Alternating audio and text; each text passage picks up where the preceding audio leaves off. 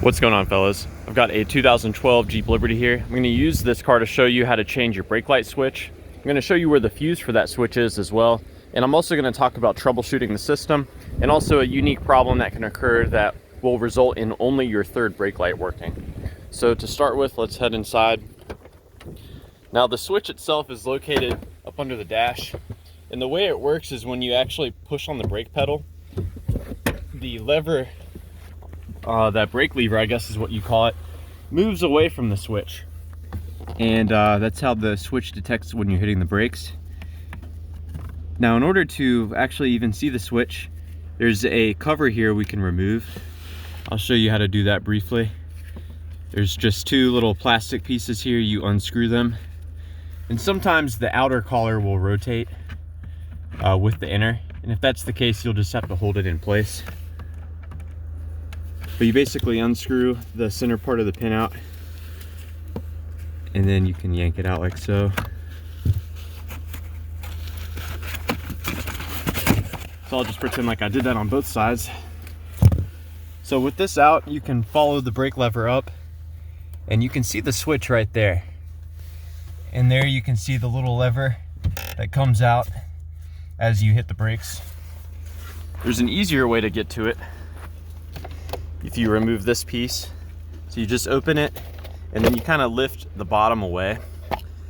The hinge part will just slide out like so. And with that removed, we can peer inside, and that's your switch right there. Now to remove the old one, it's real simple. You actually rotate it clockwise. So it's a little counterintuitive. You don't rotate it counterclockwise like a lot of other things. And the switch itself is going to come out like that.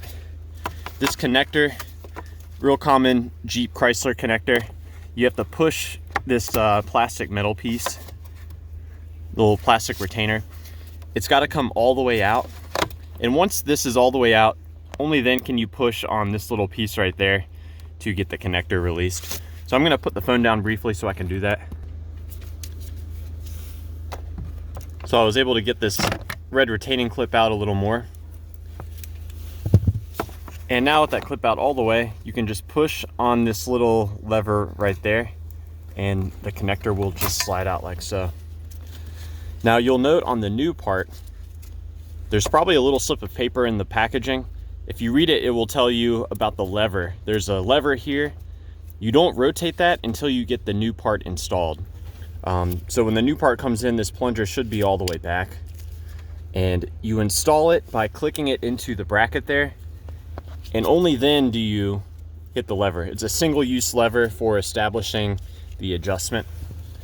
And getting the new one in there, it's as simple as removing the old one. You slide these two slots into here, and you rotate it counterclockwise, and it will lock into place. Now let's talk about the wiring. There's actually 2 power inputs, a ground, and 3 outputs from the switch. So for the purpose of the brake lights, the power comes in from fuse number M1, and that's on that green-red wire right here. When you hit the brake pedal, it connects that wire to the white-green wire right next to it.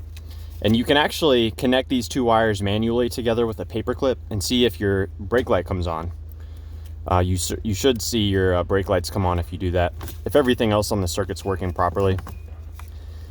The green-red wire is also going to be receiving power, but that only receives power when the key is in the on or start position. The black wire is ground, and both of these, like the green-white wire and this turquoise wire, both of those actually go to the powertrain control module. So that's feedback for that. Now I mentioned to you a problem where only the third brake light comes on. That could occur if you have a properly functioning switch, but a issue with the actual totally integrated power module. So that's where the fuses are. And you'll want to check both fuses as well. So I'll point out to you the 2 fuses for you to look at. So if you pop this open, you just push on these 2 tabs right there. Now the main fuse for the operation of the actual lights, it's going to be this 15 amp fuse right here. So this fuse is constantly providing power to that switch.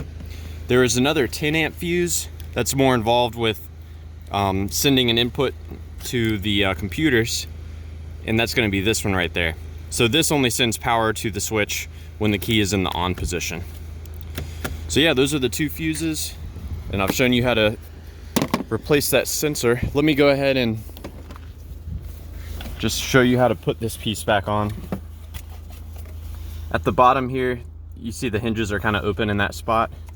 So you first get the top in. You get this little flap there, and then you just kind of rock the bottom into position. So yeah, that's that. I hope this was helpful for you guys. Be sure to let me know if you have any questions.